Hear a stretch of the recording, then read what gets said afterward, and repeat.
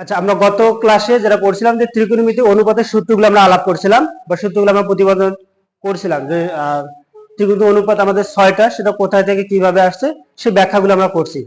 আজকে আমরা সেই সূত্রগুলোকে প্রয়োগ করে আমরা যে কাজটা করব, উদাহরণের 11 নম্বর অঙ্ক একটা আছে, খুবই গুরুত্বপূর্ণ একটা অঙ্ক,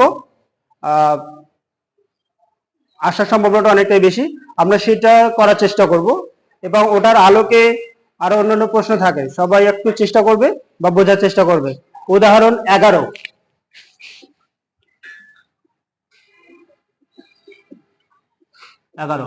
অঙ্কটা হচ্ছে এরকম, tan a প্লাস হচ্ছে sin a সমান বলা হচ্ছে m যদি ধরি, আর হচ্ছে tan a minus sin a সমান হচ্ছে n হলে আমাকে প্রমাণ করতে হবে m square minus n square সমান 4√mn। এই হচ্ছে আমাদের অঙ্কটা, এটা আমাকে প্রমাণ করতে হবে।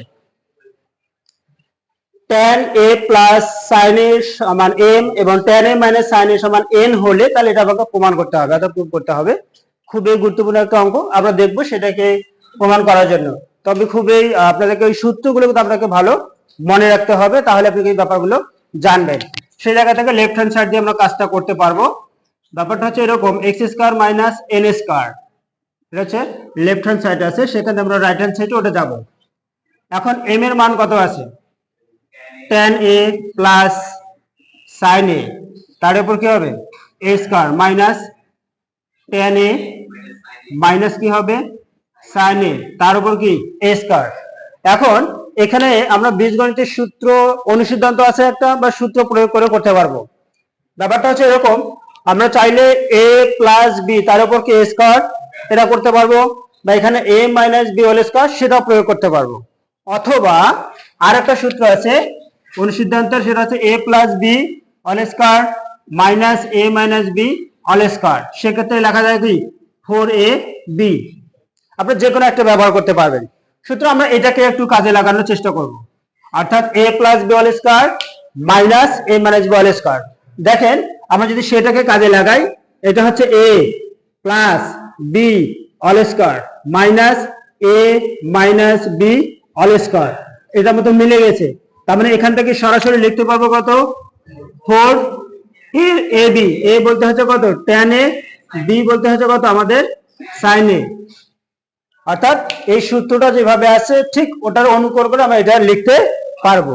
এখন রাইট হ্যান্ড সাইডে একটা ব্যাপার আছে যে বর্গমূলটা দেওয়া আছে, তাহলে বর্গমূলটা আনবো কি করে, 4 বাইরে আছে, 4 আমাদের প্রমাণে আসছে, কিন্তু ঝামেলা হচ্ছে বর্গমূল দিয়ে।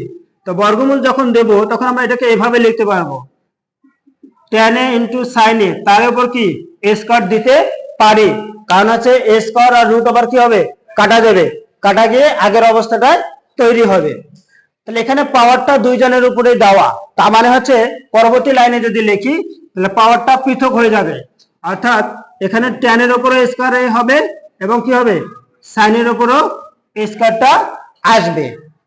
আচ্ছা, দ্বিতীয়ত হচ্ছে এখানে যে কাজটা করতে হবে, আমরা tan স্কয়ারটাকে রাখবো আর sin স্কয়ারটা সমান লেখা যাবে, ওখানে sin এর ক্ষেত্রে আমাদের সূত্র ছিল, আমরা যেটা পড়ছিলাম 1 এর জন্য 3টা সূত্র, তার মধ্যে আছে sin square plus cos square সমান 1, সেই সূত্রটাকে ব্যবহার করে অনুসিদ্ধান্তের ক্ষেত্রে যেটা আমরা পাই sin স্কয়ার থিটা সমান হচ্ছে 1 minus cos square theta.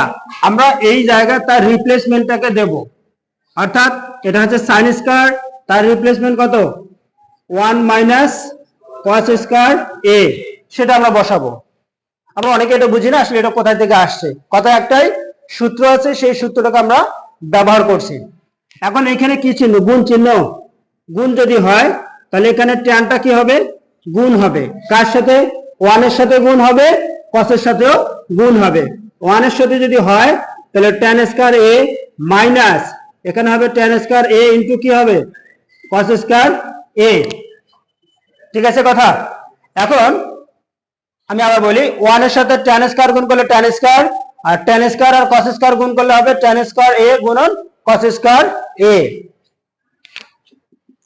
4 root over tan square a minus tan স্কয়ারকে যদি ভাঙি তাহলে sin স্কয়ার a বাই কত হবে cos স্কয়ার a, তার সাথে এখানে গুণ অবস্থায় থাকলো কি cos স্কয়ার a। তো ওই cos স্কয়ার হচ্ছে উপরে cos স্কয়ার, এটা হচ্ছে কি নিচে cos স্কয়ার। তাহলে এইটা কি হবে, কাটা যাবে। কাটা যদি যায় তাহলে এখানে থাকে কি শুধুমাত্র tan স্কয়ার a মাইনাস থাকবে কি sin স্কয়ার a। ঠিক আছে কথা। এখন এটাকে ভাঙবো, সেটা হচ্ছে a square minus b square. সেটাকে যদি ভাঙি সূত্রটা সরাসরি লেখা যাবে a square minus b square, তার জন্য হচ্ছে a plus b into a minus b। ওই জায়গাটাই এখানে ব্যবহার করব, সেটা হচ্ছে tan a plus sin a, আর এখানে হবে tan a minus sin a। ওই যে সূত্রটা ওখান থেকে এটা আসছে। এখন আর কোনো কাজ নাই, মান বসালেই হবে, কারণ এটার মান হচ্ছে m আর ওটার মান হচ্ছে কত n। এই হচ্ছে আমাদের এটার প্রমাণটা, অর্থাৎ এখান থেকে এটা আমার কাছে বই মনে হয় a b দিয়ে ধরা আছে। হ্যাঁ, বই এটা দেওয়া আছে a, এটা হচ্ছে b। আচ্ছা ব্যাপার না, একই জিনিস, m আর n দিয়ে আমরা কাজটা করছি। আমার কাছে মনে হয় আপনারা সবাই বুঝছেন। না বুঝে থাকলে পরবর্তীতে আপনাদের প্রশ্ন করতে পারবে, আমি সেটা উত্তর দেওয়ার চেষ্টা করব।